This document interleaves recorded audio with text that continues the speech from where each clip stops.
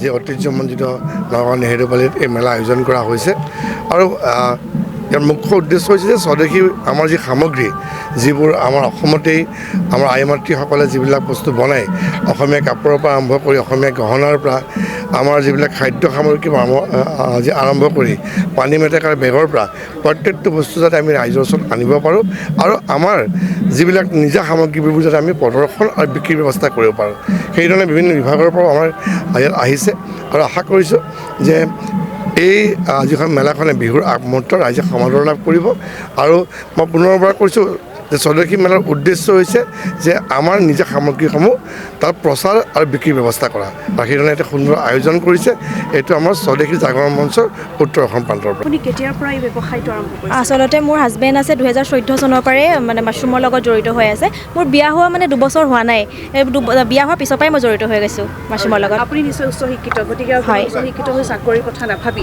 আপুনি ব্যৱসায়ৰ কথা ভাবি সুন্দৰকৈ কাম কৰিবলৈ আগবাঢ়িছে। কি ক'ব এই ক্ষেত্ৰত, কিয় মনলৈ আহিলে বা কেনেকৈ উৎসাহ পালে? মানে আচলতে কি চাকৰিৰ কাৰণে ইমান ইণ্টাৰভিউ দিব লগা হয়, তাৰপিছত চাকৰি পোৱা নাযায়, চৰকাৰী চাকৰি। ভাবিলোঁ যেতিয়া মানে আপোনাৰ মোৰ নিজৰ হাজবেণ্ডৰে আছে যিহেতু মই তাৰ লগত ইনভলভ হওঁচোন, তাৰপিছত ভাল লাগিলে কৰি পেলাই নিজেও। আমাৰ মাছৰুম বিশেষকৈ আমাৰ মাছৰুমৰ ওপৰত কৰা হয় আৰু হাজবেণ্ডৰ নাম হৈছে মোৰ অনুজ কুমাৰ শইকীয়া। তেওঁ চোলানত আপোনাৰ এটা মাছৰুমৰ এটা নেশ্যনেল এৱাৰ্ড দিয়ে, সেইটো আমাৰ চোলানত নৰ্থ ইষ্টৰ হাজবেণ্ডে চিলেক্ট হৈছে। মাছৰুম খেতি কৰিবলৈ বা কেনেকুৱা পদ্ধতি অৱলম্বন কৰিবলগীয়া হয়? মাছৰুমৰ কাৰণে তেনেকুৱা একো খেতি মানে আচলতে কি হয়, আমাৰ এটা ৰুমতে কৰিব পৰা যায়। মাছৰুমখিনিত আপোনাৰ কি লাগে বা খেৰ লাগে, তাৰপিছত খেৰখিনিক আমাৰ স্পন লাগে, মোৰ স্পনটো অনা নহ'ল। স্পন দিব লাগে, খেৰ দিব লাগে, তাৰপিছত আকৌ পানী, এইবোৰ মানে নিৰ্দিষ্ট সময়ত এটা পানীৰ যোগান ধৰিব লাগে, তাৰ ওপৰত ডিপেণ্ড হয় খেতিটো কৰা হয়। তাৰপিছত আমি ছিঙো। যথেষ্ট লাভান্বিত হৈছে। হয় মাছৰুমৰ হয় আমাৰ মাছৰুমৰ ভেলুৱেশ্যনো আছে, চাবও পাৰিব আপোনালোকে।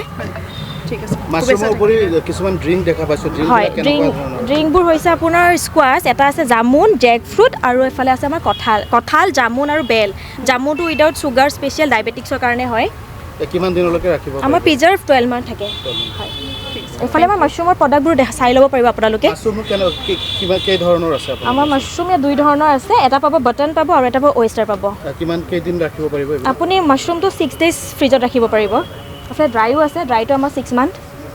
আপোনাৰ বিপণীখনৰ কি নাম? আমাৰ বিপণীখন আৰিহান এণ্টাৰপ্ৰাইজ।